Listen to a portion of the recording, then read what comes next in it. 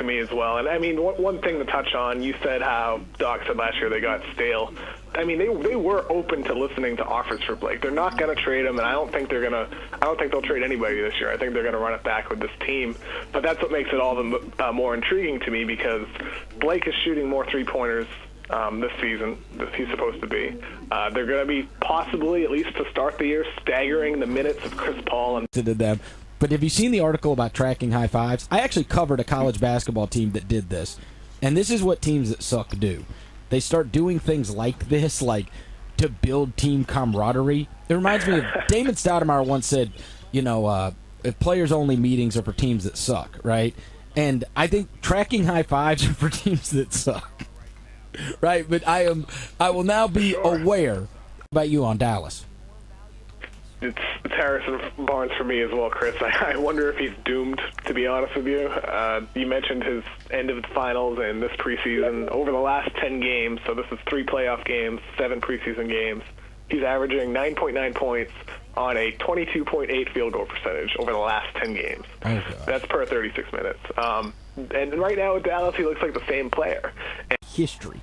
I mean, and they lost like 17 of their last 19 games. So, to me, the thing that Memphis, I think, has the biggest swing. They are either they have a chance to be a top 4 seed, or they have a chance to not be a playoff team. And that's all going to come down to whether they're healthy or not. If they're healthy, they will have a chance at being a home court advantage team. Yeah, with Memphis, for me, Chris, it's really just about that. Play college basketball as much as almost any college basketball player the last 5 years. I love the kid. I love watching him in college. I do think he's NBA ready. I think there's going to be a night where Buddy Hield scores 40 points as a rookie. And I do think he has a great chance at Rookie of the Year. And I just had so much fun. I had so much fun watching him in college that now I'm excited to see what he's got. He's got the requisite talent. Shooting is something that does come along. And so I know they've got a bunch of young talent on that team. It's kind of an intriguing team, and I think could be a good league pass team for sure. But Moutier, to me, is going to be the most fascinating of all of it. And to see, did they nail it with him, and is he going to be one of the great point guards in the Western Conference? Because I think over league history, players that lead teams with a usage over 35% usually don't lead their teams very far into the playoffs, and obviously ultimately that's what matters. So I'm wondering if they're going to tone down Westbrook's usage maybe for the greater good of the team, or if they're just going to unleash Westbrook and he's just going to have a crazy numbers year, but ultimately it might lead them to only into that mix is going to be a massive positive. When they signed him, I didn't think it made all that much sense, but I'm certainly open to the fact that it could make all the sense in the world, because frankly, I thought they were going to suck last year, and they were a playoff team, right? So I gotta kind of concede to Neil O'Shea a little bit on this thing. But when they signed him, I thought, why? The thing that interests me the most is Danny Ainge rocking with this lineup and this roster, or is another big move on the horizon?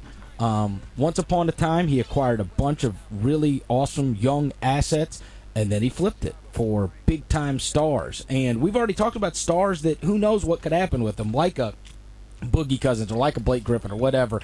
They got the free agent signing in Horford in the offseason, and so by side, and you would think, okay, this guy is the better prospect, and that might be Terry Rozier. Granted, Marcus Smart has the it factor about him. Just an incredible defensive player with his ability to defend bigger guys and smaller guys. But it's closer than people think. And how those two fill in for Evan Turner is really something to watch from their bench unit, which is very important for their success. All right, next, Brooklyn. Players to watch in the NBA this season. We've waited 2 years for this. And like you said, he could become one of the greats. And I look at him, and there's not a lot of guys that come into the draft or come into the league that you look at them and say, he has a chance to become one of the greats. Joel Embiid is one of those guys you do look at and you think that. Toronto, they bring back a lot of their team, which was a very, very good team last year. I think the thing that would interest me is Lowry and DeRozan last year. I mean, they are so reliant on them still.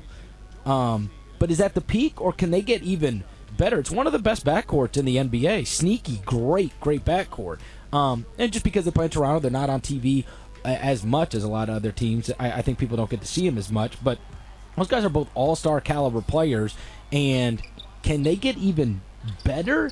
Because they kind of, they just focusing on the negatives with them.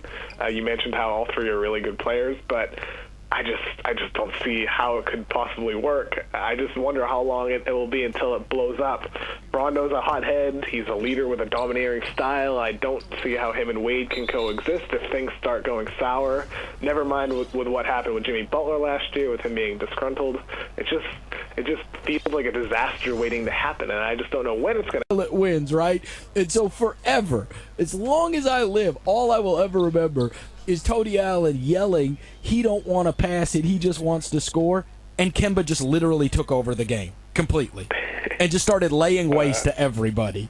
And so a guy that can respond to trash talk in that manner, I'll ride with him forever. I love Kemba Walker. He's the reason I turn on Charlotte when I do. So Tony Allen's bench play, that's what probably interests me the most about Washington.